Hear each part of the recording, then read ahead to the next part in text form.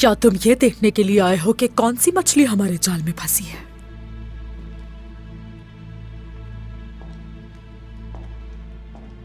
बिल्कुल ऐसा ही है सोफिया। आज बायान या बेगम खातून, इनमें से कोई एक तो हमारे जाल में फंसेगा और वो हमें उस्मान के बनाए हुए एक एक मंसूबे की खबर देंगे। बहुत ही मजा आने वाला है।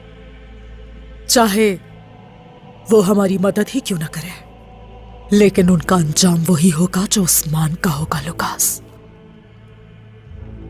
वो, उसका खानदान और वो तमाम तुर्क, सब के सब मौत का मजा जरूर चखेंगे।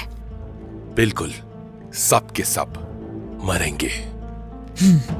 वो पहले सौत से और फिर अपनी जानों से हाथ धो बैठेंगे।